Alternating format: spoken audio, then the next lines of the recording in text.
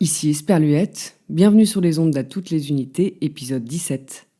Dans cet épisode, on va parler de 2 films sur les aliens, mais pour être plus précise, sur les gens passionnés par les aliens. Il ne s'agit pas de films de science-fiction. Le premier film de cet épisode s'intitule Troop Zero. Sorti en 2020, il a été réalisé par un duo de comiques britanniques qui s'appelle Bert and Bertie. On est sur une grosse ambiance Little Miss Sunshine. On est en 1977, en Géorgie, et on suit les péripéties d'une petite fille qui s'appelle Christmas, qui a perdu sa maman et qui est persuadée qu'elle peut plus ou moins communiquer avec elle en envoyant des ondes dans l'espace. Donc elle est passionnée par l'astronomie, les étoiles, les aliens, et elle est mignonne comme gamine, mais franchement bizarre. Elle sourit beaucoup, par exemple. Vraiment beaucoup. Un peu trop peut-être. Si, c'est possible de trop sourire et de trop être heureux. Si. Elle a toujours une explication scientifique hyper terre-à-terre à fournir aux grandes personnes et elle est particulièrement intense. Donc quand elle est contente, c'est limite la transe, quoi. Je sais pas si vous voyez le gif de la gamine qui éclate son gâteau d'anniversaire tellement elle est heureuse, mais on est un peu sur ça. Un jour, un mec de la NASA débarque et explique qu'un concours est organisé pour les scouts, les birdies, et la troupe de birdies qui gagnera le concours aura sa voix enregistrée sur un vinyle et envoyée dans l'espace à l'attention de putatifs extraterrestres. Les birdies en ont clairement rien à taper, mais Christmas, elle est en transe. Elle va donc soulever des montagnes pour gagner ce concours. Première chose, elle essaye de rentrer dans la troupe de birdies. Bon, évidemment, elle se fait virer. Et du coup, comme rien ne l'arrêtera, elle décide de monter sa propre troupe de birdies avec tous les nazes et tous les tocards du coin. C'est vraiment un film trop poupi, c'est drôle, les personnages des adultes sont absolument consternants, un peu comme chez Wes Anderson dans Moonrise Kingdom par exemple. L'héroïne est malaisante au possible et en même temps elle est trop mignonne. Ses copains c'est quand même pas brillant non plus. Bref, c'est vraiment un film adorable avec une super bande originale.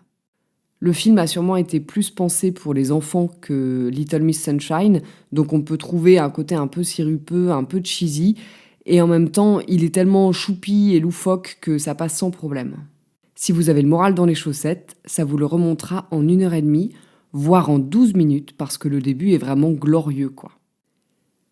Un peu dans le même style, si vous avez des ados dans les parages, il y a un livre qui s'appelle Stargirl, qui a été écrit par Jerry Spinelli et qui vaut le détour en termes de personnages d'enfants ou d'ados anticonformistes.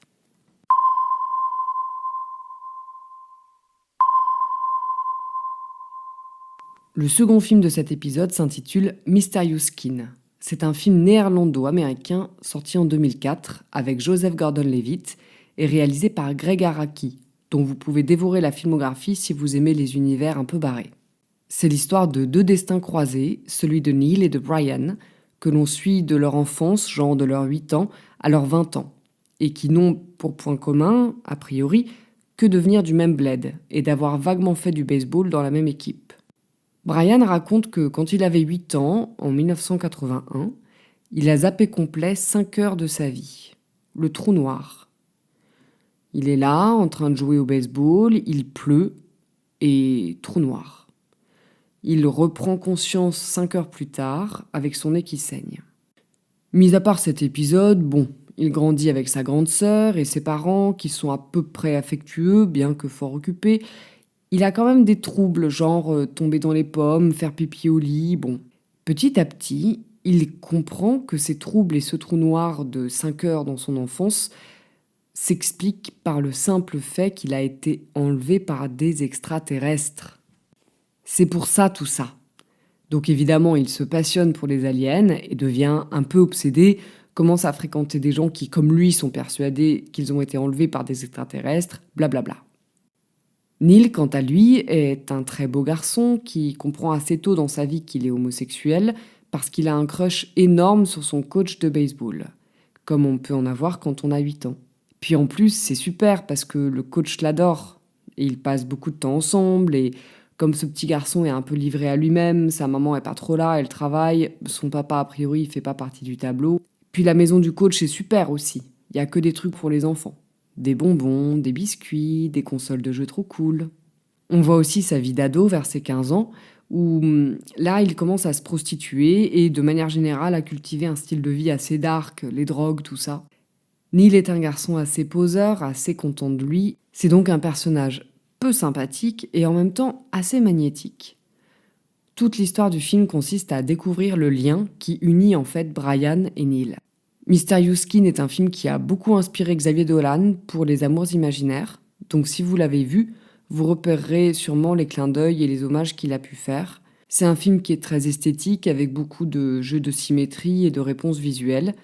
Je précise que c'est aussi un film qui est très violent moralement et pas que moralement, et que certaines scènes sont à la limite de l'insoutenable. Pour la chanson de cet épisode, je vous suggère vivement d'écouter Shake Sugary de Elizabeth Cotton et Brenda Evans, qui est dans la bande originale de Troop Zero. C'était Esperluette à toutes les unités, épisode 17. Gros bisous Roger, à vous.